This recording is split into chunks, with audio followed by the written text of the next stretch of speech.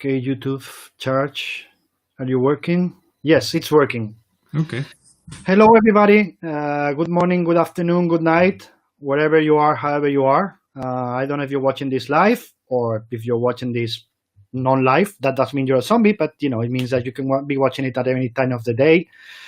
First of all, my usual public service announcement. Don't be surprised, Jeff. I always do this Okay. to all of you in my usually polite and fun way. Wear your fucking mask. Okay? Don't be an asshole. The mask is not for you. It doesn't protect you. It protects others from you. And you can get people killed. And that, I care. I don't care if you're an idiot or suicidal or you want to kill yourself. That's your problem. As the Romans would say, die. But I care about the other people that you don't care about. So please, wear your mask. And if you think you're immortal Superman or you don't care about any other's safety, chronic illnesses of the death you can cause, please leave this channel now. I don't want you here. I don't want potential murderers in my channel. After that, polite way of saying things that I usually have. Hello, Jeff. How are you? I'm good. Yeah, I'm very good. Thanks. How's things? We were talking just before we started. How's things in Canada, in your neck of the woods? Are things getting better? Yeah, things are okay. I think it's like everywhere. We're kind of holding our breath and waiting for a second wave, which seems like it's kind of starting, but who knows how bad it will get with the winter, and I don't think anyone knows what to predict or what's going to happen. So we're all just trying to make the best of things, and like everyone else. But things are under control and relatively getting back to normal to a certain degree. Yeah, well, here we were supposed to be there, but some politicians and some areas of the country, they're making it worse. And I'm afraid same thing, that when the real winter comes, we are still 22 degrees Celsius, so things are good. But when the cold comes, I'm worried something bad is going to happen. And let me ask. Imagine my name is Victor Frankenstein. I'm your doctor. I have my syringe. Pop. I cure everybody, including yourself, of course. You first, because you're a good guy. And I say, well, COVID-free, you can get out, have a normal life. What's the thing that you miss the most? The first thing you could do when they tell you're free? Well, the thing I miss the most is probably being able to travel, because being a cartoonist and I spend a lot of time alone working, and usually the only time I really socialize is when I go to conventions, and I get to see a lot of my friends who live in different parts of the world, other comic book creators, and so I kind of miss that, being able to see those people and socialize with them. But really, I guess the good thing about doing what I do is it's so much of it is done alone, that this whole pandemic hasn't changed my daily life all that much. I still get to do what I do, which is lucky for me. But yeah, I do miss going. I usually go to conventions 2 or 3 times a year, and it's often the only time I get to see a lot of my friends and hang out with them. So that, obviously I miss that. But that was the question I was going to ask, because in many cases, including myself, talking to people, we realize that we don't really miss the convention that much, but we miss the people. We miss, that moment when you are in a dinner with somebody, you make an appointment, have dinner, and suddenly somebody pops up that you didn't expect at that dinner, and you start talking with that somebody like it was yesterday, the last day you saw him, and it was 3 years ago. And then you just start talking and spend all night, and you can go back home and say, I could talk to my friend that I hadn't seen in years. Is that what you miss too? The human interaction? Yeah, absolutely. I miss that. And, honestly, I miss meeting people who read my work and talking to them as well. 'Cause it's easy to get so focused on the actual work and what you're doing that it's easy to forget people, people are actually out there reading this stuff, and so it's always nice to sort of be reminded that you have an audience and people are actually real human beings are out there reading your work, and to connect with them a little bit is a nice thing too. It kind of refreshes you and refocuses you on sometimes on what you're doing.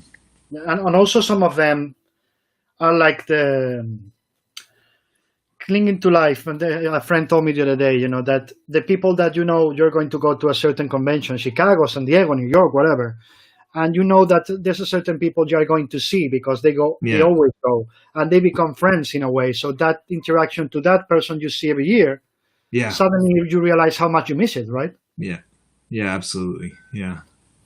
And also, have you noticed that since this started,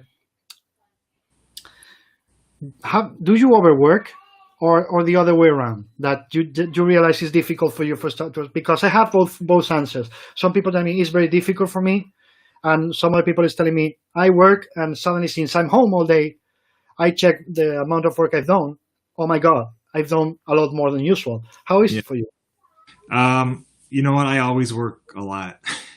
So even before this, I worked too much, and I'm always working. So it hasn't really changed. There was a couple of months when it first sort of in March and April when things were really bad and it was all new, that it was hard to focus a little bit on work because the world was just so scary and everything was so uncertain. But work really was the only thing that kept me sane, because it's sort of this thing you can escape into for a few hours a day and forget the world a little bit. So it kept me kind of balanced.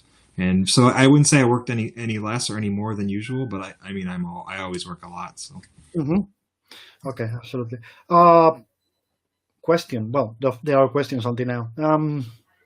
Why did you decide, of all the options you had as a writer, cartoonist, illustrator, whatever you want to call it, why comics? Why not any other art, illustration, movie storyboarding, whatever you want to call it? What made you, aside of the obvious answer, I've been reading comics since I was a kid and all that, why did you decide what comics was your heart, what you wanted to do?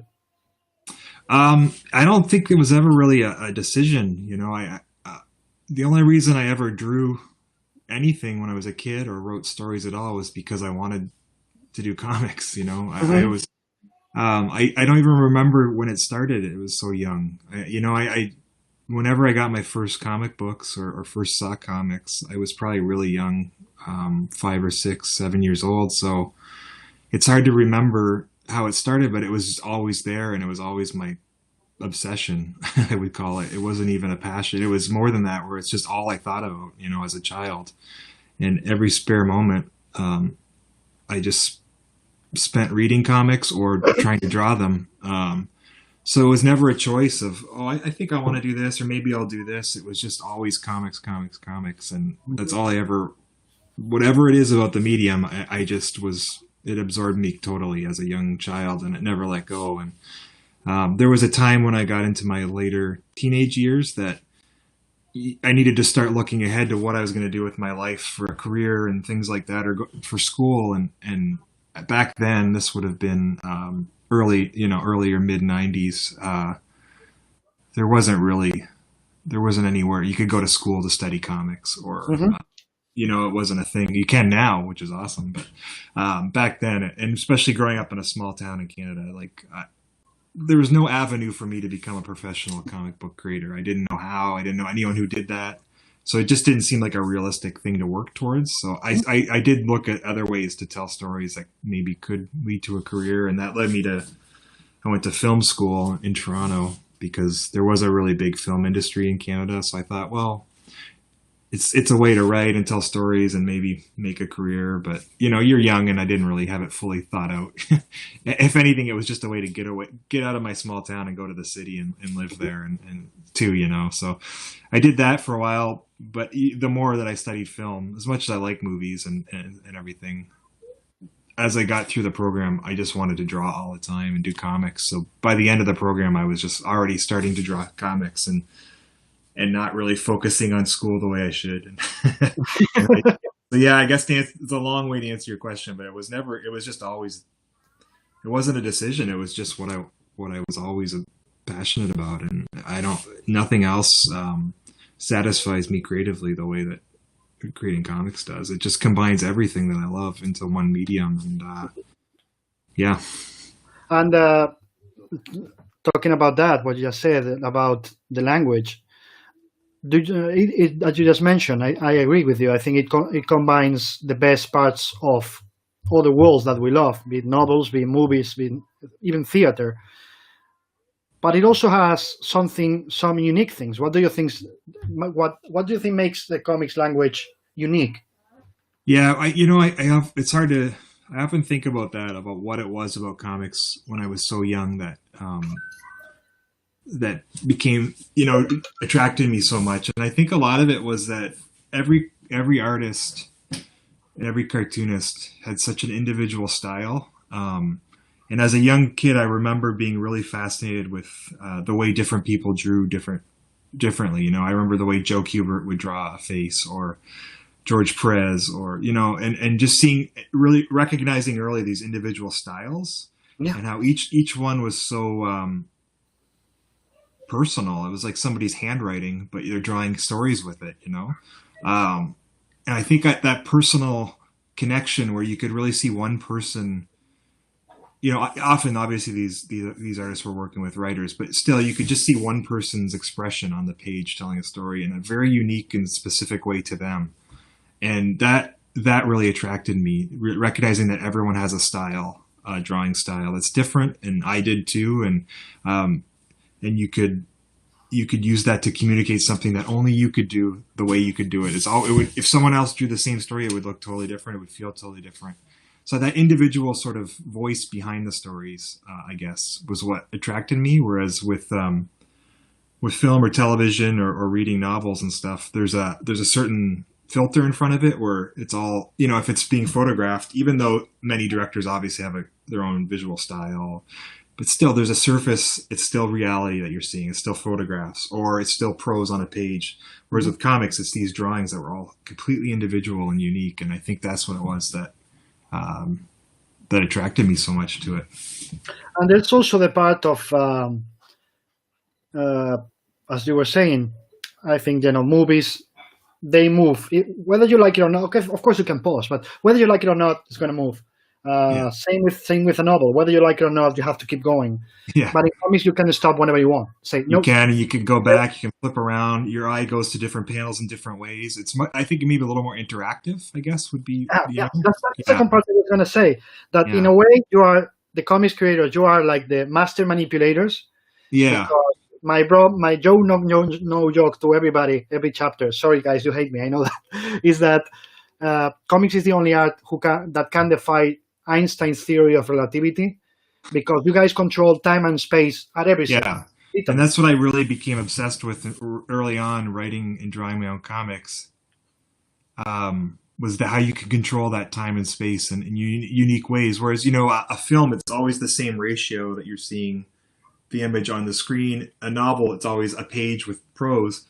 But with comics, you can manipulate the layout of the page in so many different ways that control the way the reader follows it, or the way they experience the moments. And that's magical. That's such a fun way to play with that medium. And it's kind of endless in the possibilities that you can explore and experiment. And I'm obviously still trying different things all the time, but this is especially when you're drawing your own work, where you can really control every aspect and really, yeah. The fun part of it, as you said, you're talking about the shape of the panels and all that. That can slow time, speed it up, etc., etc. But at the same time, you can just change the format. Mm-hmm. It's not. Yeah. It doesn't have to be, this or this. You can just change the format of any comic and having it read in a different way. It always says when American friends ask him out, the difference between a French album and a comic book is also the speed. The format determines the speed. If you're going to read a page in a French comic, you are going to go slower because the page is bigger. You have a lot more information, so it's completely different. But if you go, like a vinyl, totally square, you're going to read it differently. Mm-hmm. And it's also about the pacing, as you were saying. Let me ask you this: how much do you love to play with time in terms of going back forth, spending a lot of time on the same moment? As I was saying, manipulating the reader perception, which, as we know, you cannot do in other arts. So, is that something that is special for you, important as to challenge the reader? Yeah, I think so. I think now we're talking mostly about when I draw my own stuff because Yes. when I'm working with another artist, it's a collaboration, and I don't try to control the storytelling as much, because it needs to be a partnership. But when I'm working on myself, yeah, I definitely try to, I have this thing where I try to, as I'm laying out my stories, it's kind of like I see it in my head a certain way in a certain pace. And then I try to lay out the page so that the reader will experience it the same way I'm feeling it. So, I guess I often am trying to make the reader experience things with the characters the same way they would experience it. So sometimes that means drawing out a moment for a long time so that the reader is with the character and experiencing the emotions the character is feeling for more than just one little panel where they're up to if you just read it one little panel and he's sad or he's happy and then you move to the next, it does. But if you can actually stretch it out and time can become elastic, and you can make the reader stay with a character longer by staying on a moment longer. Those kind of things to try to really capture emotion is what I kind of focus on when I'm doing my own stuff. Yeah, and also you were saying about the collaboration. How much does it fulfill you as a creator to know you've gotten that synergy? Because it's got to be frustrating, of course, when it doesn't happen, when you see that the artist and you are not in sync for whatever reason. That doesn't matter here. But when you see that you and your artist are completely in sync, that synergy is created. How much does that fulfill you to see that your vision has been augmented in a way by what the artist sees? And you get that's it back. amazing. Sometimes you get it back and say, "Oh, I didn't expect this." Yeah, but it's even better. What do you think? Yeah, it's great. When you're doing stuff by yourself, I know what to expect, because I've seen it in my head and I execute it exactly as I see it in my head, and so I don't surprise myself, I guess is what I mean.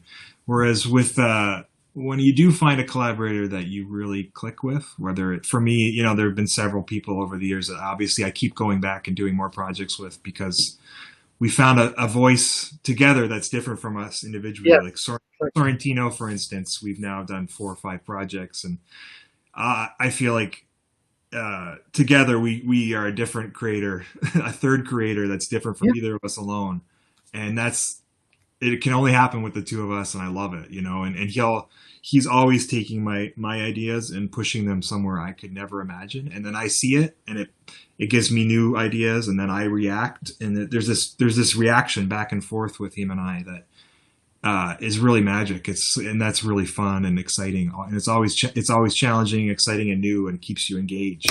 Yeah. And then there's an artist like Dustin Nguyen, who I do Descender and Ascender with, who with Andrea it's more about expanding the ideas and pushing the sort of what a comics page can look like and things like that.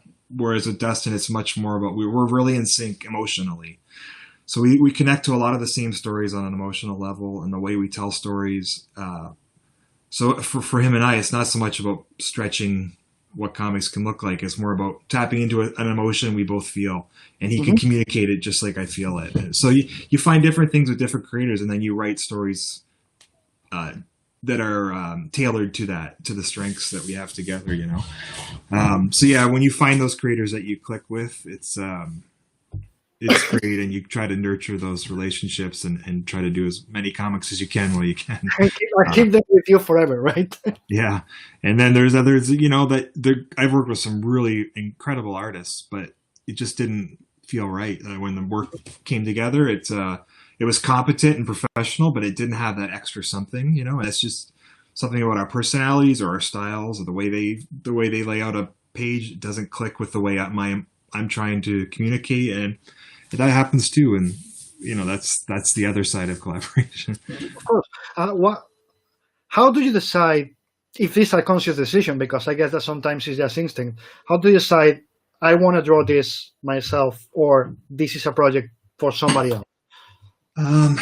Yeah, it's it's never really like that. It's like I always know what I'm going to draw next. Like I'm always thinking ahead to what I'm working on next. So, and then the stuff that I do with other artists, I'm usually writing it specifically for that artist. So Absolutely. I'll come up with a story that suits what Sorrentino and I are together, which wouldn't be the same kind of stories I tell by myself, or same with Dustin. So it's more like there aren't these ideas sitting around, and I'm like, this one's for him. I usually don't have. I usually just decide I want to work with someone, and then I think of the idea for them. So, and then I've already, just similarly, I think of things that are just for me to draw. So, I guess, I don't know if that is clear, but yeah. Yeah, no, in a way, it makes absolute sense. If you, as you said, you've been nurturing a collaboration with Andrea or with Dustin, etc. You know their fortes, you know what they like to do. So the moment the Yeah. idea pops into your head, I Yeah, guess it's like, oh, this is good for this them. is for exactly this is for Dusting, or this Yeah, is for them, right? yeah, yeah. And the And what stuff I do myself tends to just be very internalized and personal, and it would never be something I would work with someone else on. So makes perfect sense. Also, when I had the Scott McCloud 3 weeks ago, so he, of course, he went all theoretical and all that stuff. But by the end of the day, we were talking about the limits of comics, and we both agreed that there's really no limits in comics. I think that's what you said before too, because every time somebody comes and says you cannot do that, the next generation comes, and I don't think this happens in movies or novels. I'm sorry, maybe I'm wrong. You can correct me, but I think it only happens in comics that the next generation always comes and says, "Did you say that was a limit? I'm going to break it." yeah, And we get every new generation of comic creators actually recreates comics for all of us, even as creators. I think when you see people coming and that feeling of how didn't I think about that? yeah, That does that happen to you a lot with when you see new creators coming in with new yeah. ideas that break the boundaries? We're in a kind of an amazing time right now for comics where. I mean, you and I presume, are of a similar age, where we grew up with comics being kind of one thing, and like I said, when I was first kind of looking to go to school or to what I could study, there wasn't like comics that I could go study. But we're in this age now where there's these amazing programs of where you can actually study comics, and there's so many young people making comics, and so many of them come from different influences. So they didn't all just grow up reading Marvel and DC superhero stuff.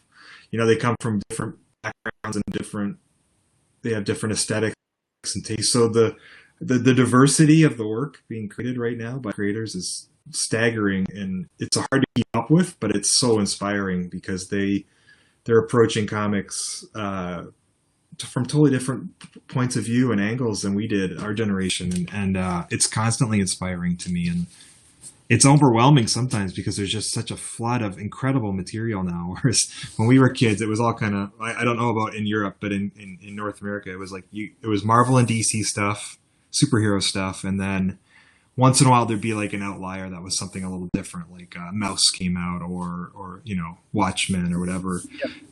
But today it's like, if you want to read comics, anyone from any background with any sort of taste and stories that they like to read can find a comic for them that's really brilliant. Yeah. It's I don't know if this is answering your question, but I'm always amazed by the flood of just incredible material out there, and it's a really vibrant and healthy thing. I think the direct comic book market in America with the Marvel and DC stuff is perhaps growing a little stagnant, unfortunately, but comics in other places are growing and growing and expanding, and that's really the future, I think.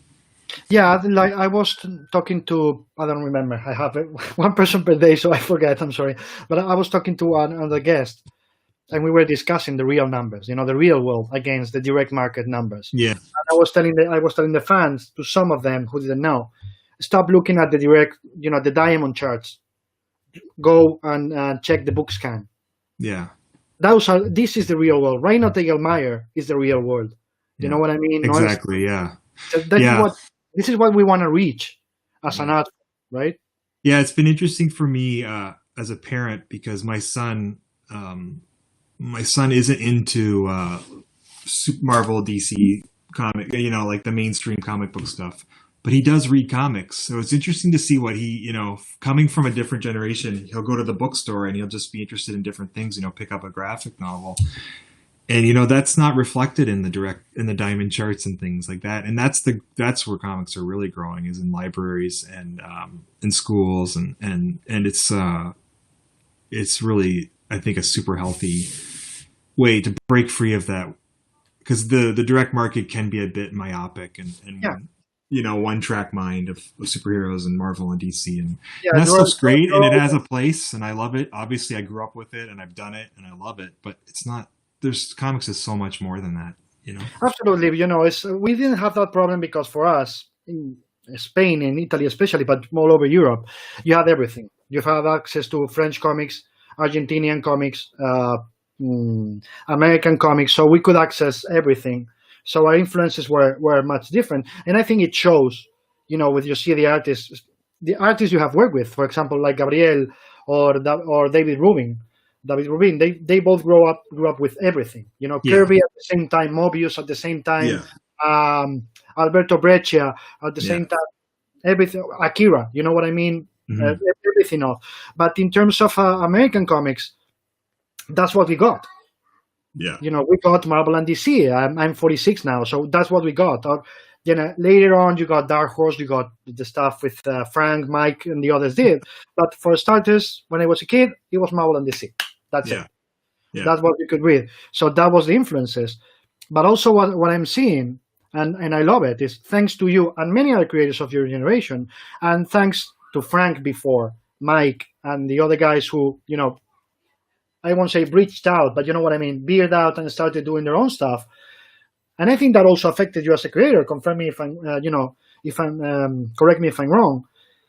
That when you were a kid, you started seeing things that weren't the usual, and you started saying, "Oh, so these guys who are doing Daredevil or Batman or whatever, they're doing this. So we actually can do things in American comics that are not." Absolutely. Yeah, that was the thing. When I was younger, it was all, the Marvel DC stuff was sort of one style and one way of doing things. And then all of a sudden, I was the perfect age where Frank Miller started experimenting and did Ronin and Dark Knight. And then obviously Mignola broke off and did Hellboy and Howard Chaykin's American Flag and Watchmen, and all these things hit when I was the perfect age, mid 80s, late 80s, when I was somewhere between 10 and 15 years old. All this stuff hit, and it just opened your mind, and then as I got a little older and I moved to Toronto and I had access to better comic book stores, then I started finding European artists and like Hugo Pratt and Breccia and being like, oh my God, there's this whole other world that I didn't even know about, and so it's kind of endless that's the thing about comics I love. It's like a labyrinth where you discover one creator and that leads to another creator. Like, you discover, for instance, when I was a kid, you see Ronin by Frank Miller and you're like, oh my God, this is incredible. And then you realize, oh wait, he was reading Mobius, and this is what he was bringing. And then you go to Mobius, and then it's just such a rich history to this medium and so many different voices. And that's, it's just, it's constantly inspiring. Yeah. Yeah. It's so funny to see, in Frank's case, it's, and I say it as a good thing, and I've discussed it with him many times. It's very easy to see when he was blown away by something. It's like, oh, he just read More Cinder by Alberto Breccia. Yeah, so that goes to 300, 300, and it goes to Sin City too, because the Thermopylae battle is, it's in More Cinder by Breccia, but also there's the part of the rain and the use of inks, and then Ronin, he was reading Mobius, but he discovered Lone Wolf and Cub. Yeah. So that's his love for summer. So at any time you can pinpoint what he was loving. Yeah, it's pretty cool, and then it leads you to those things. It's like when you. I'm just seeing Gabriel Walta's comment. Yes. Hi, Gabriel. Just go for it. If you see the comments, just answer. Yeah, Gabriel. I didn't want to interrupt you, but Gabriel Walta is saying hello there. Gabriel and he's doing Black Hammer miniseries right now, but then we're started working on a new project that we're going to do after that together. So he's another collaborator that like Dustin and Andrea, when as soon as we worked together on Sentient, I knew that we had a synergy that I needed to keep going. So luckily he wanted to keep working with me too. He's incredible. He's also an amazing human being. Aside of good. Yeah, he seems like a wonderful man. So yeah, he's a wonderful man and a sweetheart. I love Gabriel, but he doesn't want to be on the show. No, I'll talk him into it. I'm kidding. No, where were we? Yes, we could see the influence on Frank, but let me turn the subject around. Do you have conscious influences? I mean, I was influenced by Chaikin or by Frank or by any others, or you were just like a sponge. I tried, it went through different phases, when I first started drawing comics or trying to draw comics seriously, in the late 90s, early 2000s, when I was sort of getting out of school and just trying to make my own comics. I think I wore my influences on my sleeve, like probably too much, and none of these comics have been published, so no one has seen them because I didn't publish anything for at least 6 or 7 years. But I was obsessed with Dave McKean's Cages at that time. Obsessed with just the simplicity of the line drawings and the ink drawings that he was doing in that book, and how he just seemed to strip down. He just seemed to strip his drawings down and down and down to this minimalistic, super expressive line. And so that was my obsession. I was chasing that, trying to find that. And it certainly led to the sort of loose, expressive style that I ended up developing, So that was one of them. But I also discovered really early on that I had strengths and weaknesses as an artist, and it was okay to have weaknesses because, not everyone has to draw a certain way. You can only draw the way that you can draw. You can't change that. So I learned early on just to accept my style for what it was and to tell stories that played to my strengths rather than my weaknesses, as an artist, so a lot more than me trying to draw like other people, it really quickly became me just trying to find how I drew and to make that as good as it could be and to tell stories that way and not worry about what I couldn't do, because you could drive yourself crazy trying to draw like, Art Adams or Jim Lee or whatever. But if you don't have that skill set, you're just going to be constantly frustrated and disappointed. And so you accept what you do have and what your weaknesses are and what your strengths are as a cartoonist, and you kind of embrace it. And so that's more what I did. I think I was, looking back, I kind of was lucky that I had that mindset because, it kind of kept me going rather than constantly being frustrated. Absolutely. I was talking to John Romita Jr. the other day, and he literally told me, look, at a very young age, I realized I could never be as good as my father at all, or any other artist. I never considered myself a good draftsman. So I focus entirely on, I want to be the best storyteller. Yeah, exactly. That's my thing. I want to tell the stories the right way.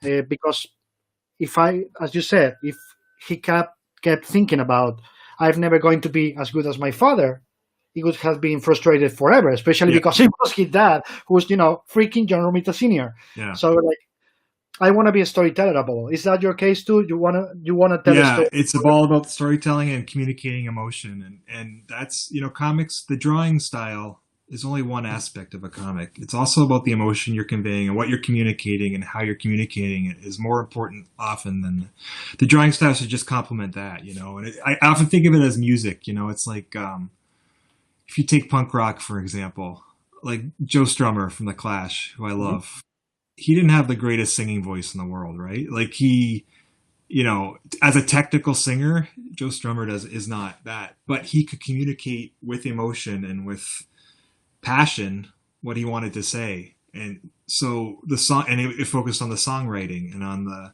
the way the song made you feel rather than how good his voice was. You know what I mean? So the drawings don't have to be technically perfect. They just need to complement what you're trying to communicate and how you're trying to communicate it. So I think that, and that's the power of comics. I was going to say that you just, when you mentioned that the voice, I always remember Mark Knopfler, same thing, those traits. I always thought doesn't have exactly a beautiful or nice voice, but he found a way Eric Clapton told in an interview years ago. It's like the special thing that Mark had is that nobody had been able to do romance with a guitar. Right. You know what I mean? Being romantic with a rock guitar and transmit so much emotion, not because of his voice, but by how he played the guitar. So he had to tell the story in a different way, right? This is more or less what we're meaning here. Yeah. Is you have to find your own voice, your own way to tell the story.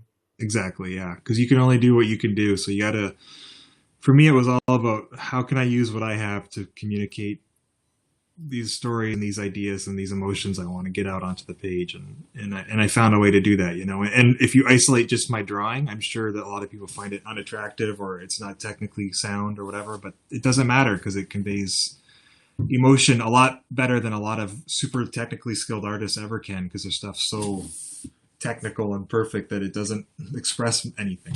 So. Yeah, that's the other thing I was gonna punch into it because I repeated many times. Let me get my mini bag so I can punch it. No, joking aside, I always say the same thing many times in comics, and I love Baroque art, and I love Jeff Darrow, and I love Brian Hitch, and I love Arthur, of course. All the artists are intricate and really detailed. But many times with comics, other creators tend to forget. And again, I want to know if you agree with me, that comics live out of pattern recognition. We don't tell, we suggest, and let the reader complete. It's part of the interaction you mentioned before. Sorry, I wanted to delve into that before, but I forgot. We have to make them to get them involved. We have to get them, the page turn really important, yes, but we have to get them there. We have to get them to be so involved they want to turn the page really fast. Yeah. So how important is for you that reading what happens between the panels and the second part, making the reader complete and not just giving the whole information and just that's the whole game. That's it right there. That's the whole way you intrigue and keep them focused on the page and following the story the way you want them to is often by what you don't say or you don't show, and often what's between the pages or the panels is just as important as what's on the page, and when you're too explicit and you draw everything too perfectly or you try to communicate every moment, you might as well just go watch a movie because that's not comics, anymore. You're just doing storyboards on a page for a movie, and you see a lot of that in comics, and that doesn't do much for me. So I remember John Bogdanov told me that for a little while he moved to digital. He was always traditional to digital. And that's when he realized exactly what we were talking about, because every small figure, of course, he could enlarge it. Yeah. He could spend 2-3 hours just going into detail. And then the first time he got the comps back, he looked at it like, what the fuck? I've been spending hours and hours on these tiny things that nobody's going to see. Yeah. And then he was telling me, I was getting into this, I was being a part of the problem. Instead of being what I always was, which is suggest things and let the readers complete it. I was becoming that guy who wants them to check every single small detail and, get the iPad and enlarge it high res until you can see, I don't know, if the guy that is this tiny is wearing a hat or something like that. Yeah. In a way, do you think we're having that too much, that we need to go back to that, I won't say simplicity, but you know what I mean, to that letting the reader be a strong participant in our stories? I don't know if we're seeing too much of that. I think if anything, the younger artists that seem to be emerging over the last several years really get it and are doing that more and more, and you're seeing it more and more, the one thing I think we see too much of in comics now is there are these small companies starting up that are clearly just creating comics as IP for movies or television, and you can see that a lot of the comics are very stiff and they try to be very photorealistic, and it's just like, again, like just they're not being comics. They're just auditions for a television show, So that stuff's boring. Photonovelas, photo novels or whatever it's called there. I think there's so many young creators who are coming out that really get comics and are using it really in wonderful ways. I think we're in a really healthy spot, honestly. That's also because of what we were saying before, right? The influences. that I put you as an example, reading, growing up, watching and seeing Watchmen, seeing Hellboy, seeing whatever, by the end of the 80s. But then the next generation is going to read you, or is going to read other people, and that new generation is not, I'm going to do superheroes. Yeah, exactly. I want to do whatever the hell I want, because their mind is not closed. As I was saying, in Europe, we have other influences. In the last 20 years, maybe 10, 15 at tops, but in the last 20 years, American comics have been opening, and it's unstoppable. So every new generation, their end goal is not it could be because they love superheroes, but you know what I mean. It's not only superheroes. It's I can do that, or I can do horror, or I can do creator own, or I can do science fiction, because they've seen from you creators that it works, right? Yeah, I think that's great. I had a conversation with Matt Kent, a friend of mine who I did Cosmic Detective with David Rubin with, and I just saw someone actually ask a question about that. But we'll go there. Yeah. Matt and I, we were talking about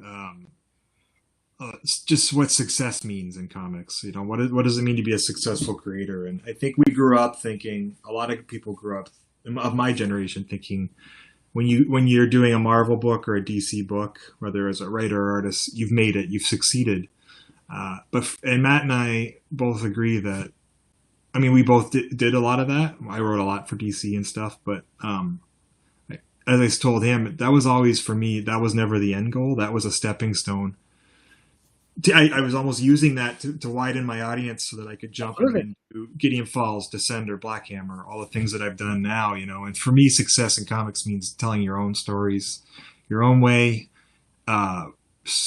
without having just to do the Marvel and DC stuff to make a living, and because that can be a trap too. So it's and it's also absolutely valid. Sometimes people complain when a creator leaves, Marvel and DC to go do their own stuff, and it's like, well, some people prefer to stay, some people, would rather move and do their own stuff. That's, both options are valid, and it's also good. I agree. I think, sorry, because you guys going your own way means more new creators can enter Marvel and DC.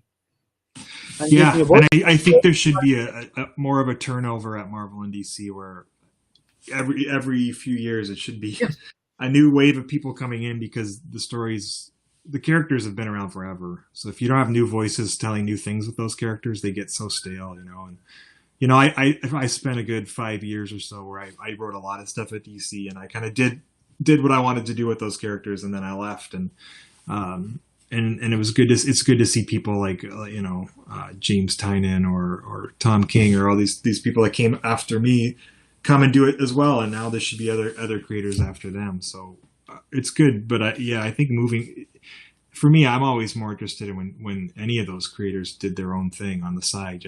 Like the creator-owned stuff was always seemed more vital and personal and interesting to me. Mm-hmm. Let's go with the questions, because we have kind of a lot here. Marowak Oscuro. I'm reading them on YouTube, so maybe there's some that you are not going to see on the restream. I'll let you read them. I only see a few here, I think. Don't worry about it. Marowak Oscuro. Hi, Jeff. Loved your Kill and Smile universe, Joker and Batman. Do you have plans in mind for a future story inside that universe? Not at the moment, but Andrea did email me Friday suggesting, what did he suggest? Killer something with Killer Croc. I can't remember but he did suggest a Killer Croc one that sounded cool. He had a funny title for it, like Killer Jaw or something. I don't know. Yeah, I would do stuff with him. I'd do anything with him, but I think he and I, honestly, as much as we had fun doing the Batman thing, if I'm going to spend time and energy doing stories now with him, I'd much rather us create our own things. We did Gideon Falls. So he and I have spoken about doing our next project, and we kind of have an idea that we love, but it's not another creator-owned thing. So. That was what I'm going to say, that for you and Andrea, it seems that sometimes you just want to have fun using their toys, and then you say, okay, enough. We use the toys. Let's go back to our thing. Is that the case with both of you guys? Yeah, absolutely. I think the good thing, one of the great things about working with him is I'm very fast. I work very fast. I write a lot of scripts really quick, but he's super fast as well. Um, so, for example, we were doing Gideon Falls as a monthly comic book, but we were so far ahead. We were almost a year ahead that we're like, let's take a few months off and just do like Batman or whatever, like just for fun because we could. So we did, and then we didn't even miss a beat in the schedule with Gideon. So as long as you can do it, why not do it for fun, right? So that's why, as much as I focused on creator own stuff, it's always fun once in a while to jump back and do like when I did the question with Dennis Cowan, for instance. That was, that was one of the books in the late '80s, The Question by Denny O'Neil and Dennis Cowan. That was really breaking new ground and showing me different ways of. So to get to sort of continue that story with Dennis was.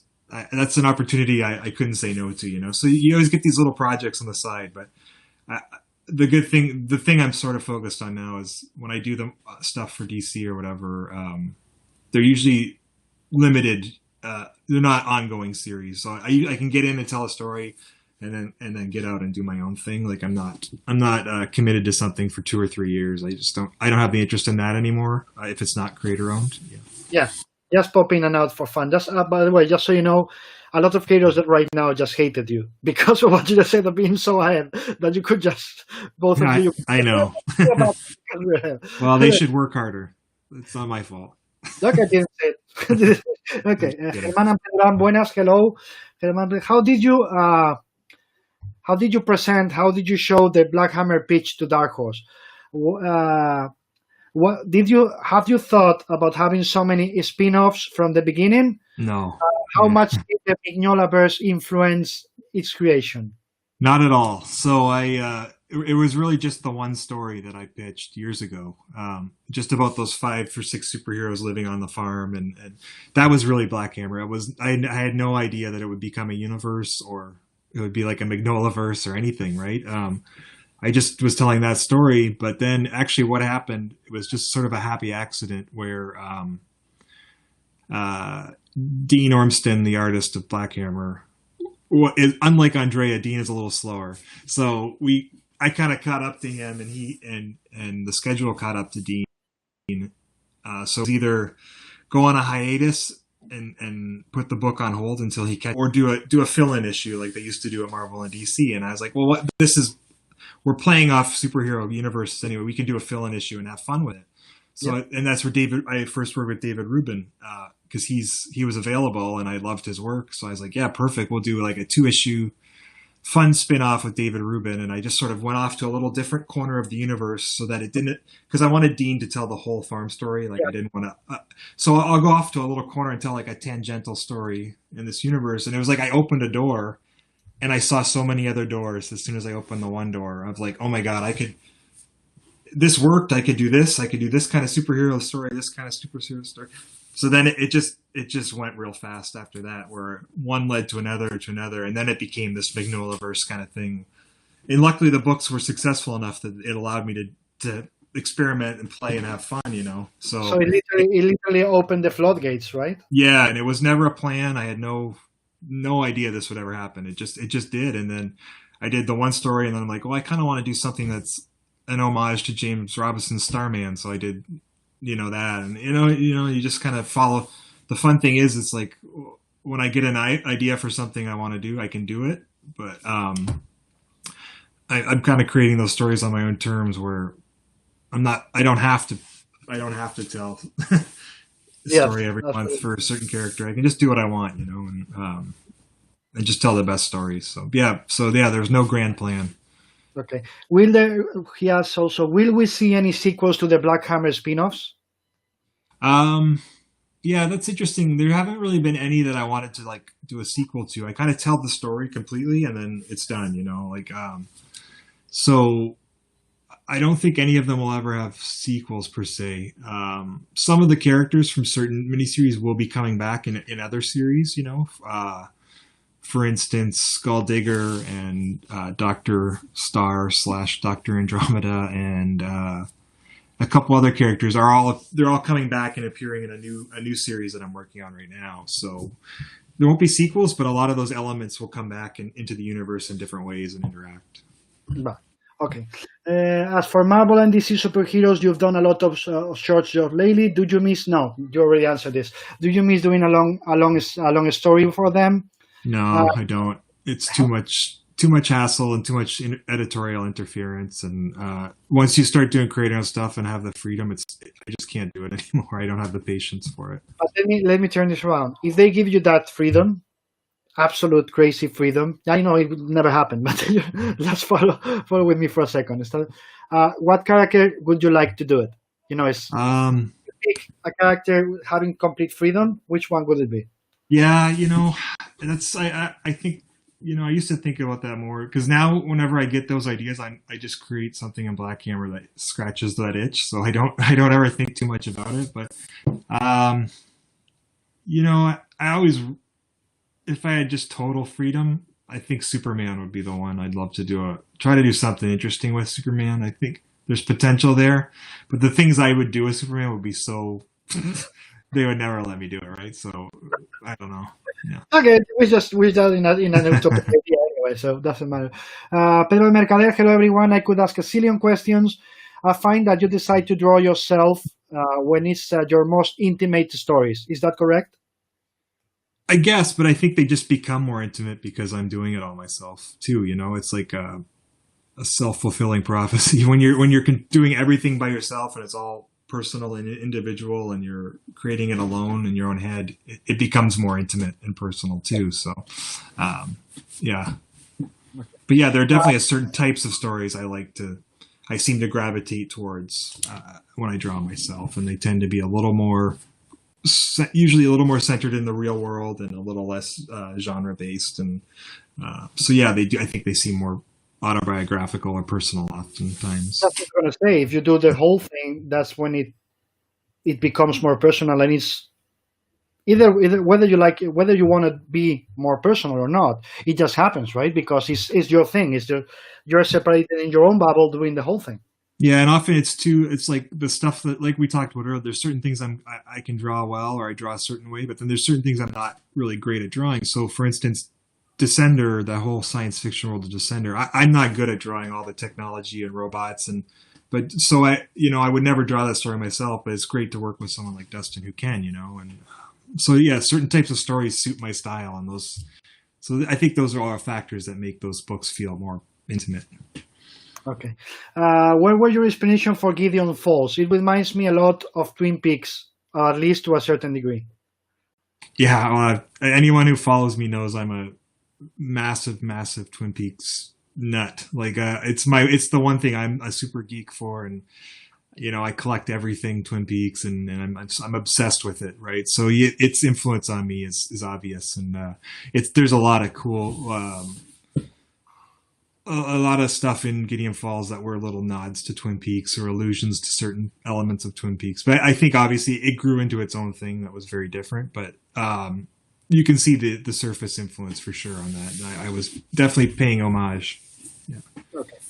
Pedro Mercader, your stories touch me deep inside, as few storytellers have done. I guess Royal City is a 100% compendium of different life experiences. Is that the key to make truthful stories? Yeah, I think you just have to pull from yourself, as sometimes it's hard to do, and it's hard to be to put your emotions out there like that, or your thoughts out there on the page for people to read. Especially, I'm a pretty private person, so. But you have to pull it from inside yourself, or it's not gonna resonate with anyone else. Yeah. Comic Crack, morning everyone. Hello. Javier Merino, I love your work, especially Gideon Falls, getting with the idea. You already explained that. How is it to work with Andrea Sorrentino? It's a dream. I love it. He's one of, obviously one of the people I keep going back to because for different reasons. He's a great human being. I love him as a person. We're like brothers, even though we've never met. We're email brothers, and he elevates my ideas, and he takes them places my imagination never could, and then it inspires me, and I feed it back into the stories. And I don't get that a lot from other collaborators. And that's something I've collaborated with dozens and dozens of artists, and I realize how rare that is. So it's really special, and I just love looking at his art too, and I love every Monday morning getting 5 or 6 new pages from him in my, it's just a beautiful thing. So he's wonderful. I am going to make a note about getting you, Gabriel, and Andrea together in a show in Spain whenever you guys come together, so you finally meet each other in person. I would love to. That'd be amazing.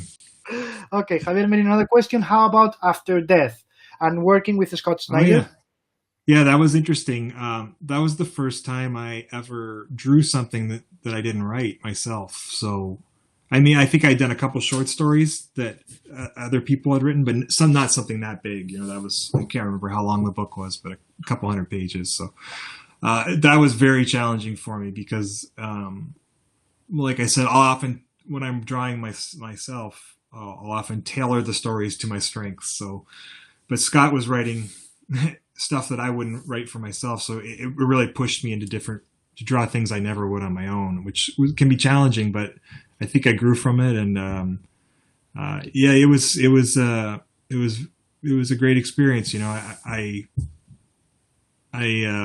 had a really unique way of working where half of that book is sort of prose that he wrote with illustrations that I did, and then half is comics. And we kind of developed a rhythm where we would talk about the story on the phone, and kind of plot out what would happen and for the comics parts. And then I would just kind of go and do them. He'd just give me total freedom. There wouldn't really be a script per se. Mm-hmm. I would just draw the comics while he worked on those prose, because the prose took so much of his attention and time to do. And then I would give him the comics and he would do the lettering. I guess it's kind of Marvel style. Yeah, I was going to say the Marvel style, yeah. Yeah, so it was cool. I'd never done that before, but it was really fun. Would you repeat it, or that was enough? I think it's enough, to be honest, just because there's so many stories I want to draw myself right now that's where my focus is. So I wouldn't want to take time out to do other things, like that. Mm-hmm. Love from Howard, it's an honor, Jeff. How do you have the idea for Black Hammer? Are you really nostalgic with heroes of times past? And I am nostalgic. And last question: do you plan to keep doing Black Hammer for a long time? Yeah, I have a real nostalgic kind of sentimental connection to any DC stuff from the '80s when I was a kid. So that I love that stuff. But yeah, I mean, I Black Hammer will continue for a long time. I think I don't know that I'll do as many series. I think I kind of want to shrink the universe back down just to maybe one book again at some point soon. Mm-hmm. We have the next year and a half, we have a bunch of miniseries coming out. But then after that, I kind of want to shrink it back down and focus it down to one story again, I think. So. Mm-hmm. Okay. Dini Dude 7. Hey, Jeff, I was wondering if you could touch on some of the themes of isolation and ostracism in The Nobody. That book really spoke to me, especially during these recent times. Oh, it's interesting. Yeah, I hadn't thought of that with the pandemic, but yeah, they all come from a pretty personal place. That book in particular, I think I grew up on a farm in a small town, and when I was young, I didn't have a lot of people to kind of share my love of art or comics with, and I think I had a pretty lonely childhood in a lot of ways, where I was left by myself in my imagination. And so I think there's that sense of isolation, living on a farm in the middle of Canada with no one around, and kind of being a lonely kid that it's worked its way into all my stories. It's a part of who I am. So. Mm-hmm. Pedro Mercader, how did you come with the idea to take that big leap between descender and ascender? Did you fear people wouldn't follow you because you jumped the shark? I jumped the space shark. I don't know. No, I wasn't worried. I thought it was a good idea. We were going to end the series, and I didn't like the ending we had. Once I got to it, I felt it was underwhelming. And then we just got this way to reinvigorate the book visually and to give new avenues to explore, but in the same universe. And Dustin was just really excited to draw a bunch of organic kind of things after drawing all the robots. And So it just felt exciting, and I felt like as long as we were still excited and engaged in the stories, that it would translate, and I think it has for the most part. So yeah, I wasn't worried. You gotta. I like taking those big leaps and those shifts in stories where they suddenly shift to something else, and you keep the reader off guard. A lot of the things I love the most do that. So Yeah, that's what we said before.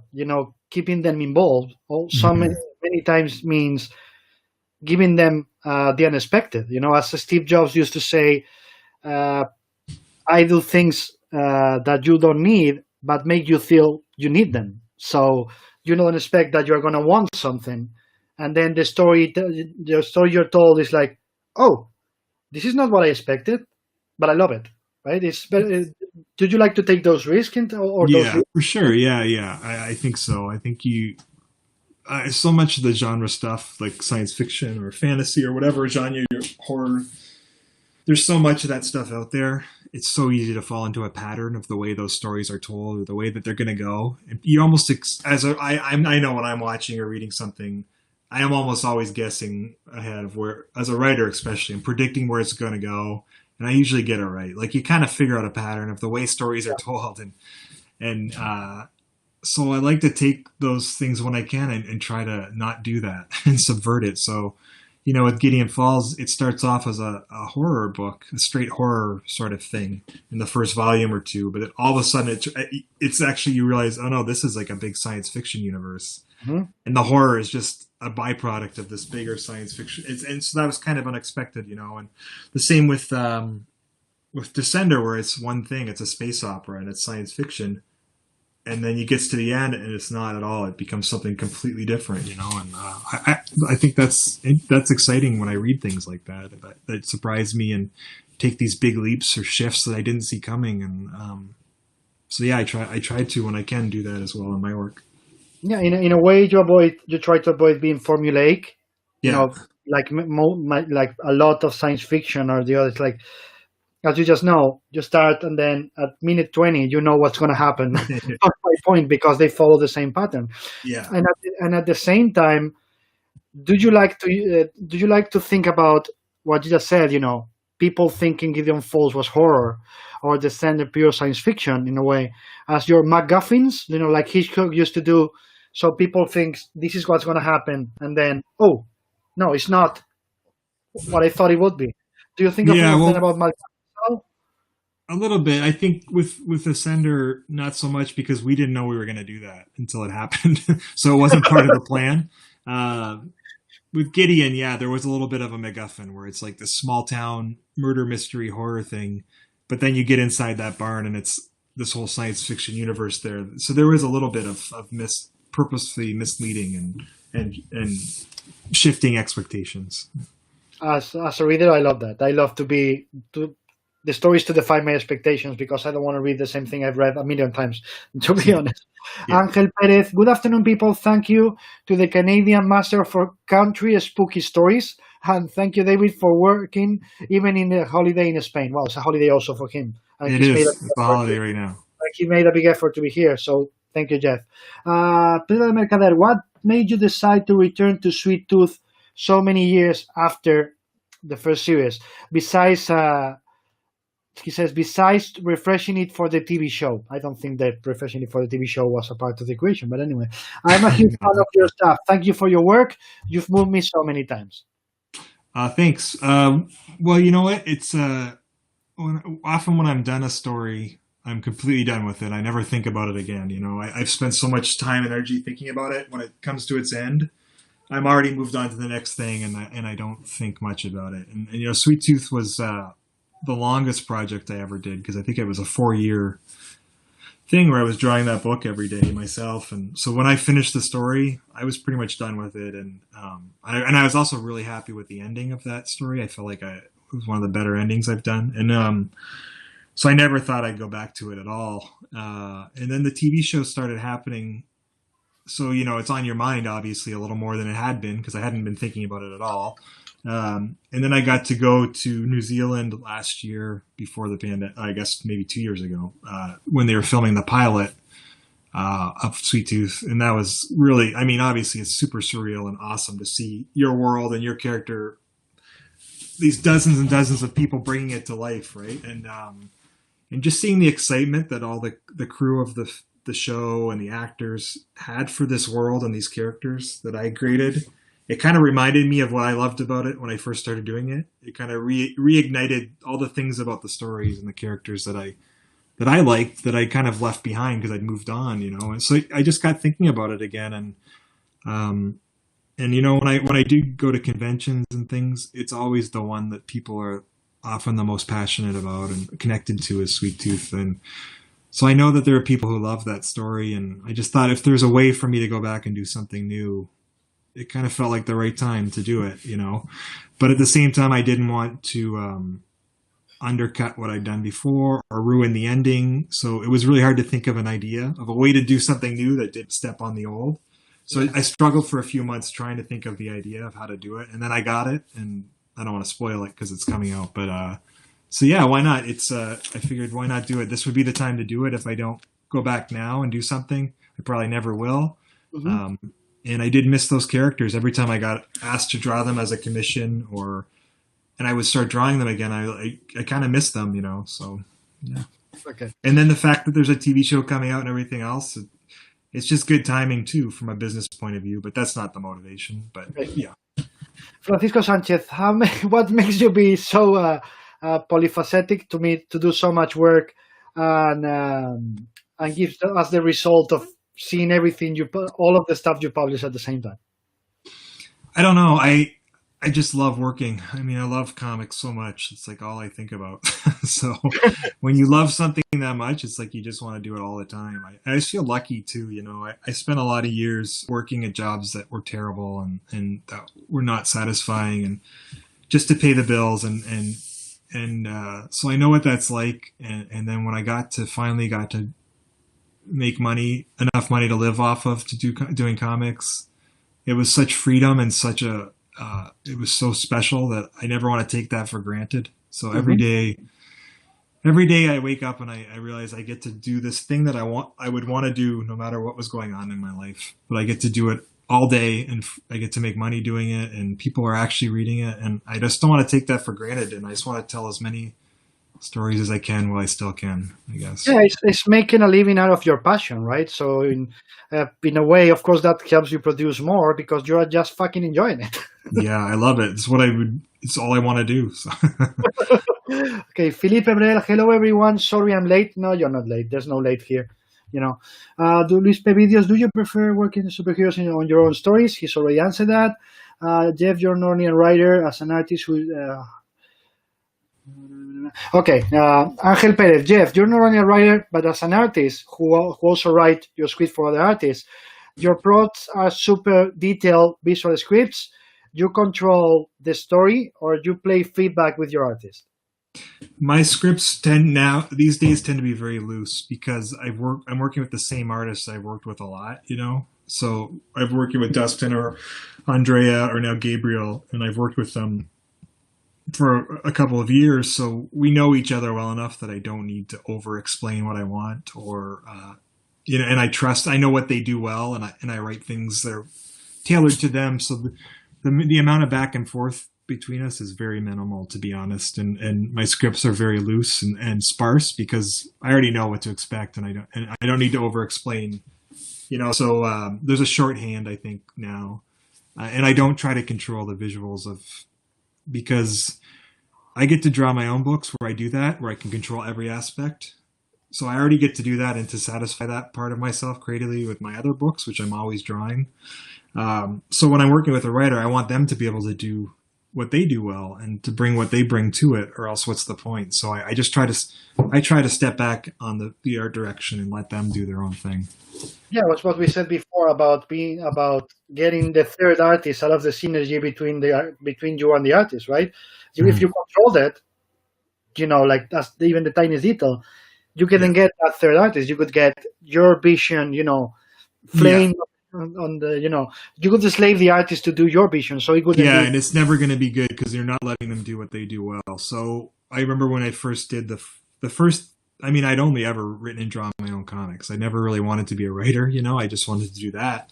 but then I got the opportunity to work for DC for a few things, and the first few things I did at DC, I wrote the scripts so in such detail, the way I would want to draw them, the way I would want to do the layouts, and the results weren't very good. They were very stiff, and and it wasn't until I just backed off and trusted the artist that things started to actually be a little bit better, and so it was a lesson I kind of had to learn over a couple projects, just to back off and let the artist be the artist, and realize that the stuff I wrote for other people wasn't going to be like the stuff I drew myself. It could be something else. Yeah. Permaker, do you think that because you're Canadian, you have a different approach to the big iconic characters than the writers that are born in the US?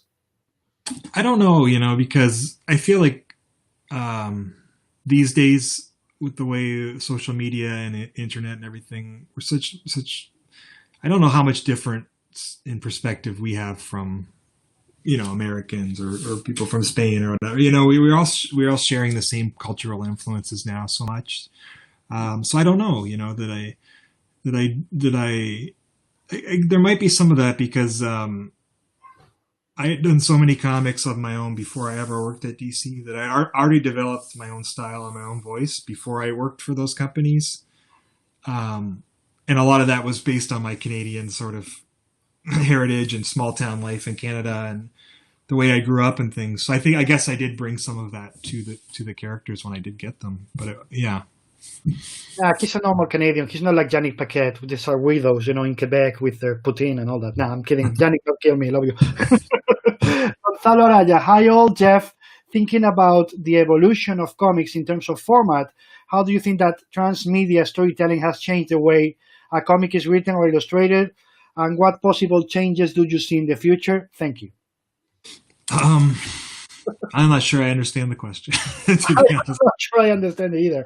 I think he assumes, and I don't agree with him, that since comics are more usually translated into other media, that if that has changed the way you focus and prepare and create or write a project. It doesn't change the way I do it, because I always do stuff to be comics first, and the movie and TV things are a byproduct of that, and I never model my work to be for television or film. It's always, I'm making comics, and if someone wants to make a TV show out of it, that's great, but I'm not going to change the way I make the comic. But I do think other creators and other people making comics are absolutely influenced by that and are chasing it, and that's whatever. Those comics are always going to be mediocre, so who cares? That's what I was going to say, that when somebody, sorry to interrupt you, when somebody does so fucking obviously, I am doing this comic for somebody else to just buy the IP and I don't care about the comic. It's so obvious to see. They are bad comics. They're not even mediocre. They're bad because they're not using the language of comics. They're trying to make it as close as possible to a script, right? It just doesn't work. Yeah, absolutely. Yeah. And you can see that, and whatever. That's fine. It doesn't matter. There's always going to be good and bad. I'm not praising them for that. I'm just saying it's not a good comic in my opinion. Anyway, let's move on. Which is Luis P. Videos asks, which is the comic you created you are most proud of? That's really hard. It's like you pick between your dad and your mom. It is, because they're all, every time I created something, it was so personal at the time that I created it, and it was it's almost like a memento or a landmark that reminded me of who I was when I made it, so they're all kind of reflect different points of my life, and it's hard to pick one, but I mean, Essex County will always be special because I feel like that was the first book that where I found my voice as a creator, and where other people started to recognize me, so that one's always special. Sweet Tooth's always special because it's the book I worked on the longest, so I spent the most time with those characters and with that world. So I guess those two are always the ones that come back to me, but having said that, I have such a soft spot for Black Hammer and Descender and a lot of the stuff. Any of the Marvel and DC stuff that I did, a lot of that stuff, it's kind of gone now. A lot of it, I was just working so much on that stuff and writing so many books at once. You were just doing the work, trying to get it done sometimes, and a lot of stuff I forget about. But there were a couple of runs that I did that I still look back on quite fondly. The stuff I did with Sorrentino, I still really love the Green Arrow. I really like the Moon Knight run I did at Marvel, and I like Animal Man. Those three Oh, are. And I noticed you're wearing a Valiant shirt, and I actually my Bloodshot run I'm very proud of as well. I did some fun yeah, stuff. I always remember your Green Arrow, Moon Knight, Animal Man. Not only because Francis Portela, I rep, one of the artists Yeah, that, he's great. Yeah, and but and the Bloodshot stuff. I love yeah, those. yeah. But Those are the four that I remember. I kind of all the work for hire stuff. Those are the ones that I kind of am the most fond of. and that takes me to a question that I forgot to ask you before. It was Essex County was the one where you felt I've made it. I'm a real comic book creator now. This is the I can continue. This is going to be my life, or was it with other projects?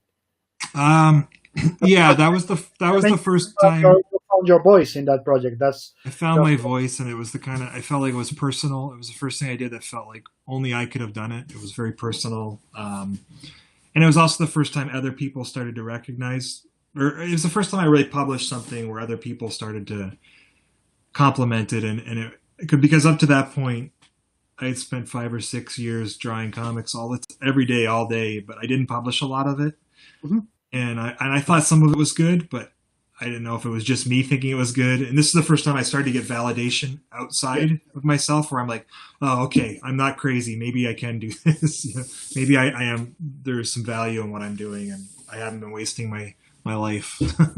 So Was it the peer validation, or was it the fan validation that made you realize this is the moment, this is the time, this is the project?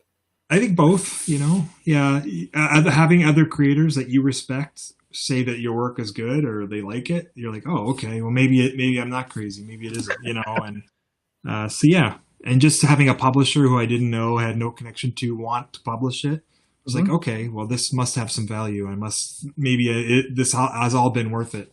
Mhm. Pedro de Mercader, what's the hardest thing about script writing for you? Before I analyzed your script, I found you were mainly emotional writer, but having analyzed them, I found that you also care so much about the structure. Do you approach the same way graphic novels, miniseries, and open series? Uh, yeah, I think I do. I don't know that. I mean, every story kind of lends itself to trying different things in terms of structure and format and trying to experiment with it, but it's usually based on the idea, not I think I am a kind of an emotional writer. That's usually the primary motivation for me, or the primary kind of thing I'm focused on or trying to communicate is a certain emotional story or a connection between characters and things. And then the format and the structure and the more intellectual kind of stuff you bring to it should be a reflection of that emotion. Like they should all complement it. So I do start with that, an emotional core, an emotional idea or feeling. Um, I don't know. I find drawing much more challenging than writing, to be honest. Like drawing is very labor intensive and you make mistakes and you get frustrated.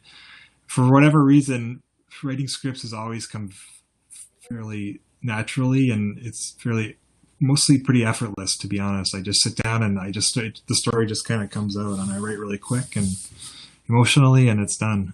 I move on. So I don't find it particularly challenging. Mhm. Lafran Howard, how did you arrive to the project with Thanos, and what new things did you intend to add to this character? Um, some of that stuff, it's hard to remember. I was under contract with Marvel, so I needed to do a certain amount of work to get out of that contract, which I really wanted to get out of. And I'm just being honest. And then Axel Alonso approached me about Thanos, and I thought, oh, it'd be fun to do something with the villain as the Focus. protagonist, because I'd done so much of the opposite. So it offers you an opportunity just to approach it from a little bit of a different point of view and get excited about something different. And then to work with Mike Diodato as well, because I obviously big fan of Mike's, and so the chance to work with him on it was exciting. So I took that project, and yeah, I think it was really for me the challenge of that book was Thanos was so powerful. It's like, how do you humanize him? How do you tell a story if he can just do anything he wants because he's almost godlike? Yeah. So I just kind of did the obvious and stripped his power away, and and had fun doing that, kind of kicking him when he was down. And it was just really fun working with Mike too. And yeah, you just try to, each project you would get as a Marvel or DC, you try to find a way in that was unique to you and that kept you engaged and interested creatively, so that you weren't just hacking it out, and so you find little things that excite you, and then you focus on them, and they just kind of grow out of that. Is there a chance that Pedro asked, is there a chance to see you working again on something like The Question and really enjoyed that one? How was it, the process for that one? How do you keep your personality while paying tribute to somebody else? Yeah, that Because was tough. in a way, it was a tribute to Danny, right?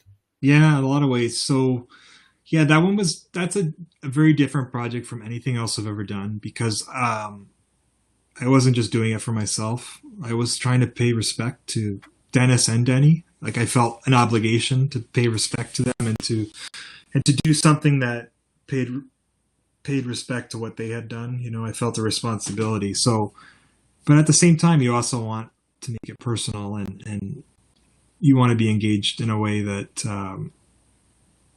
that you're putting your voice into it too. So it's a balance, of finding the way into that story that was exciting to you creatively. So for me, it was this idea of identity and multiple lives and shifting time and space. And those are things I like. I enjoy exploring.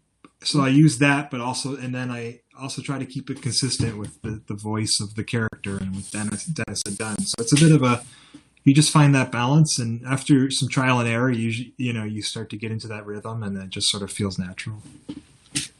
Angel Perez, one of my favorite comics nowadays, a Sender Brilliant sequel of The Sender. How did you decide to put together sci-fi and fantasy in this marvelous book with Dustin Nguyen? Well, a couple of things happened. I was heading towards an ending with Descender that I had plotted out.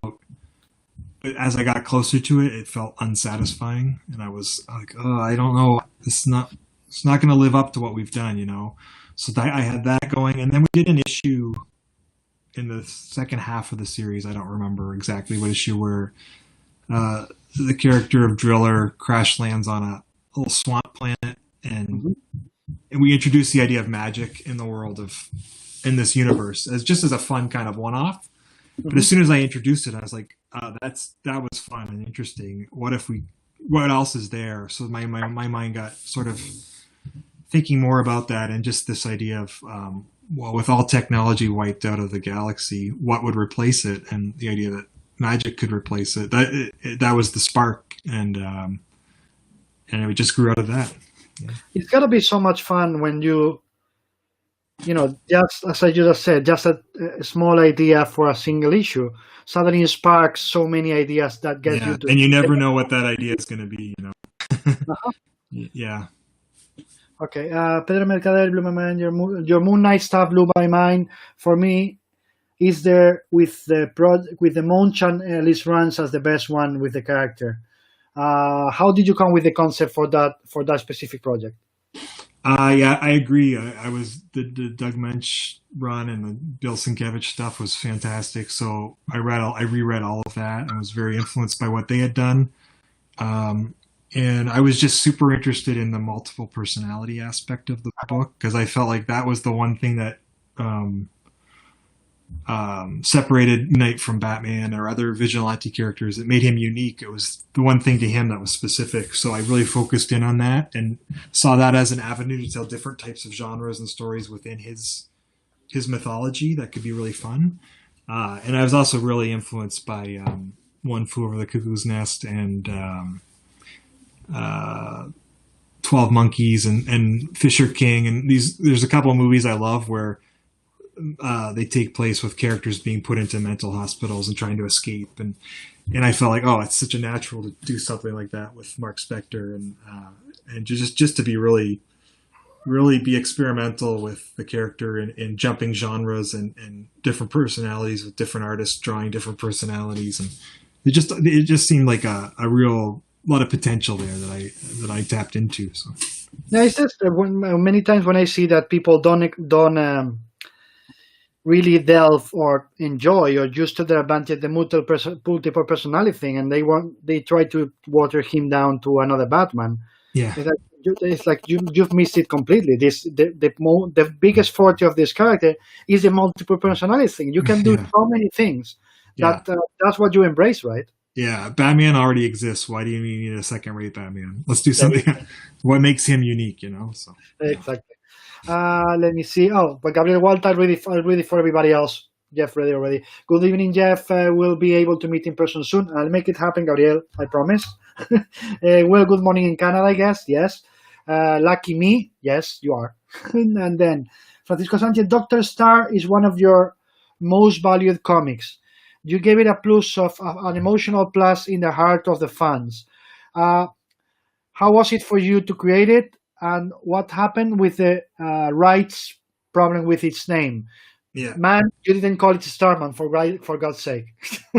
Yeah, that was a very emotional story for me to write. Often, if I'm not feeling whatever emotion the characters are supposed to be feeling, it won't feel authentic. So I'm very much in their mindset. And when I got to the end of that story, I was actually crying, and as I wrote the ending, so it was very much a very honest and emotional thing for me. And I guess that when you can do that, it's not easy to do that, but when you can tap into that and put that on the page, it resonates with people, because that story is one that people bring up all the time as their favorite. And I think the emotion I was able to channel into it just connects with people, and in terms of the name change, I get asked that a lot, and quite simply, there was a legal issue with the name, and so we had to change it.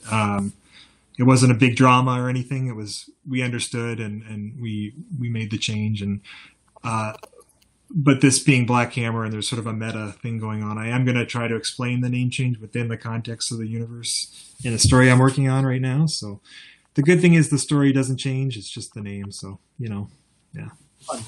In Cosmic Detective, Gel Perez asks, in Cosmic Detective, you've been working with co-writing with the amazing Matkin. How do you guys divide the work, and how is the process with Ruben? Yeah, Matt and I have known each other he's one of the first friends I made in comics when I was doing indie shows back in the early 2000s, and we really bonded and connected over a shared sort of love of comics, and we like to do the same things in comics, and even our drawing styles sort of share a certain aesthetic, so we're really close. And with this book, it was really just almost a fun experiment of we had a loose idea for the story and the plot, very loose, a skeleton, and I would write a scene. Don't tell me it was all written in a convention bar in a napkin. Probably not much more than that, yeah. And I would write a scene, and I would try to stump him. I would try to end it on a way that would be like a challenge to him, and I'd give it to him, and he would do the same and give it back. And so we were kind of pushing each other and challenging each other to outdo the person and to do something crazy, to see what the other person, how they would write their way out of it. And the project could have very easily have been self-indulgent and silly, but it actually turned out, we think, pretty good. So we decided to approach David about it, because we both love working with David. I had Black Hammer, and Matt had worked with him on Ether, his book with David. So we both were super familiar with David, and we knew that this big cosmic mythology we were creating with this book, and David's love of Kirby and all this stuff, he would bring that great imagination to it, and he's fantastic. So. Eric Lund, I loved your run on Animal Man.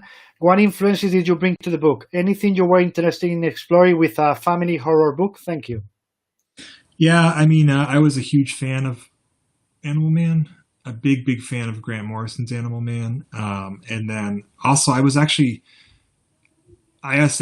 more influenced by the Jamie Delano run. Yeah, that's what I was. Because when I first started reading Animal Man, it was actually Jamie that was writing it. So I read those first, and then I went back and found Grant's. But I think Jamie's stuff hit me a little bit harder for whatever reason. And he had introduced the idea of the red and things so I just sort of expanded on what Jamie had kind of hinted at a little bit in his run, to be honest. And as being a father myself, I channeled a lot of that into the character of Buddy Baker, of just being a husband and a father first, and the other things second, and using horror as a metaphor for the things that can threaten or challenge any family, and that you have to deal with, and the things that can either tear you apart as a family, or if you stick together, you can get closer together, and so you just use horror and all these crazy elements as a metaphor for those things that we all feel and we all experience. And I guess that's where that story came from. Just so you know, Jamie loved it. Oh, good. Yeah, I'm a big fan of his. So. Tito James, question for JL. Any tips on how you create a shared universe like the one you did in Black Hammer? You just do it by accident. Don't plan it. Just do it. Just find stories you're passionate about and tell them. And if they lend themselves to that, they will. And if not, it'll be forced and it'll feel artificial. Mm-hmm. So you can't really plan things like that. Just find the stories that resonate with you and tell them, and let them lead you wherever they lead you. Mm-hmm. Okay, love from Howard. Your project with Diodato, will it have a continuation? Hopefully, yeah. Me and Mike both have the idea for the second volume of Berserker, where we would go to Berserker's world, and the character of Cobb would now be the outsider in that world. So we'd reverse what we did in the first volume. But it's right now, I just don't have time to write it. I'm so busy, and Mike's busy too with some stuff he's doing. So it might be a thing that's on the back burner until our schedules line up again. Yeah, because Mike is busy with the Straczynski book, right? At Tower. Yeah, that's right. Cale Robinson, industry question. Okay. You seem to pass Morrison's number on Animal Man without a blink. As the longest writer on a property, I know the answer to this. Did DC then defer to you for immediate future stories by other character consistency? No. Just like they didn't ask Grant or Jamie about what I was doing. It doesn't work that way. Yeah. No, not really. It's a corporation, guys. Anyway, yeah. Dante Crotogini. The editorial interference is because of his X-Men run, I'd assume. That's too bad. He should have been the best X-writer. Too bad he was so constricted. Yeah, it is what it is. You enter into these things. I should have known better. I knew that they had huge plans already for the X-Men universe to cross over with the Inhumans, and that whatever I did would have to feed into that. And so immediately I stepped into something that was already kind of restricted and had to go a certain way, and I didn't have as much freedom to do, what Jonathan Hickman, for example, is doing, where he had carte blanche to take all this and just do what he wanted with. I wasn't in that situation. I was kind of handed a certain thing and I had to fit into a certain storyline, and I took the job, so I should have known better, but I did the best I could with it. They can't all work out. Live and learn, right? Yeah, you live and learn. That's right. But it was still an honor to work with the characters. I did what I could. Yeah. Pedro Mercader, what can we expect for the grand finale of Gideon Falls? It has a lot of pages. It does. It's 80 pages long. It's all done. Let me chastise him. Do you really want him to spoil it? Please go. I'm not going to tell you anything that's going to happen in it. But yeah, it's 80 pages, I'll tell you that. And it looks awesome. Andrea really outdid himself when he had, obviously when you give him 80 pages to work with instead of 24 or whatever, he's going to go nuts. So it's pretty cool. Mm-hmm. And that's all you want to know. Read it. Gabriel Walter says, in fact, I met Andrea in Lucas some years ago and told him how much I love his work and how much I adore Jeff's stuff. So he told me, speak to Jeff and do something with him. Yeah. There you go. See, it's all inside the story. Inside the story. Thank you, Gabriel. Fabio Moon. Hey, Fabio, how are you? Hey, Jeff, is there a genre you still want to explore some more? I've never done a crime story, really. So I've been thinking about that lately, trying to do something with that genre. I love what Ed Brubaker and Sean Phillips do. They're one of my favorite things to read all the time. So I often think, well, what if I try to do a story like this, but through my the things that I like and my aesthetic. What would it be like? And so I think there's something there that I'm gonna get into. And I had a lot of fun doing that sort of weird Western stuff with Andrea on Gideon Falls. So, and a little bit in the question I did too, a little bit of weird Western stuff, and that was fun. So those are things that are kind of interesting to me. I have a campaign to get romance comics back. Would you write one? What's this? I was saying one of the jokes I have with our creators is that comics need to get the romance genre back. Would you, if that joke became a reality, would you ever want to write a romance? I would. I'd love to do a gladiator thing. Yeah, that would be cool. Okay. Fabio Moon, Javier Merino, which artists you haven't worked with yet would you love to work with? I don't know. I don't know if there's a lot of characters I've left that I didn't get to kind of play around with already, I don't know. I've kind of gotten to do a lot of the ones I really wanted to do. No, I mean which artist? Which artist you haven't worked with? Oh, yeah, which artist you haven't worked with you would like to work with? That's impossible. There's so many incredible. Like, where would you even start? I've been trying to work with Fabio Moon for a long time, but he's always too busy. So there's one. Because he can tell you how many times I've emailed him to work. I think he's come to the chat just to make you suffer. So it's like, hey, I'm here. Yeah, there's so many. I mean, I love Raphael Albuquerque as well, and we've done little things together. But I think he was one where I felt like we really clicked, and we could do something bigger that was just ours one day. So that would be great. There's a couple artists I am working with on things that will be announced soon, so that'll answer some of that. I've been lucky enough to work with a lot of. Gabriel was one. Gabriel Volta was someone who I really wanted to work with, and now we are. So I've been lucky. But yeah, there's so many incredible artists. Like, of course I can't list them all now because I'll draw a blank. But every time I go to the comic book store, I see stuff that is incredible, and I would love to work with those people. So. Angel Perez, how was to continue Justice League Dark after Peter Milligan left with our beloved Mikkel Hanning? That was fun. I love that book. Yeah, I mean, I love those. Those are all my favorite DC characters. So, and Mikkel is awesome, an awesome guy and an awesome artist. So that was really fun to work on that book for sure. Yeah, it was a blast. And Mikkel will be with us on Wednesday, by the way, just so you know. Oh, cool. Daniel Badosa, love Sweet Tooth, definitely one of my favorite works of you. If you could pick a song or album that represents with this comic, which one it would be? Oh my God. that's not an easy one, Daniel. No, you know what? If you'd given me time to think about it a bit, I could come up with something, but when you catch me off guard like this, I'll never think of anything. So I'll think about it. I'll post something on Instagram later once I've thought about it. Not Led Zeppelin? What's that? I was joking. I was saying not Led Zeppelin. No, not Led Zeppelin, no. Okay. Nerd Geeks. Mr. Lemire has the power to always make a personal story. Just so you know, your superpower. In Lost Dogs is very similar to Roughneck, but with a different point. Will we have something similar in the new Sweet Tooth? Yeah, I think so. I feel like the new Sweet Tooth is like...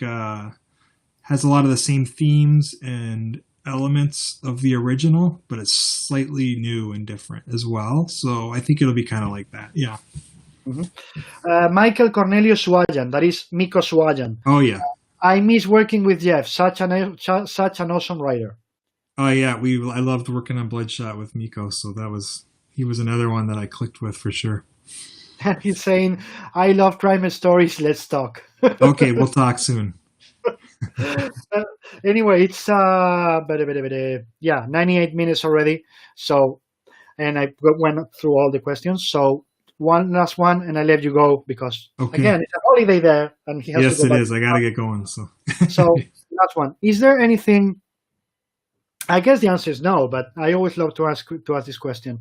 Is there anything that's been nagging you for years, a story you want to tell, be it as a writer and artist or just a writer, that you keep saying, I am not going to retire or die or move to the next life or whatever before doing that story? That's like, it's always been there, But for Yeah, whatever reason, I've been able to do it. there is this one book I wrote. I wrote it right after I did Essex County. That I was going to draw it right after Essex County, and I can't remember why, but I didn't do it. I started it a little bit, and then another project came up, and I put it aside. And like every year, there's a point where I'm like, maybe I should look at that again. Maybe I should. And now it's been 15 years, but I actually really think it's going to be the next thing I draw. So we'll see. Yeah, let's hope so. So anyway, thank you so much, Jeff. Thank You you. so much to all of you for all the questions you've sent us. Jeff please don't cut because I want to say proper goodbye to you after cutting the live feed. But to all of you, thank you so much for being here. Wear your fucking mask again. Don't be assholes. And on Wednesday with us, con nosotros en español, in Spanish, Mikel Hanin. Take care. Have a nice day. Goodbye. We're off in 3, 2, 1.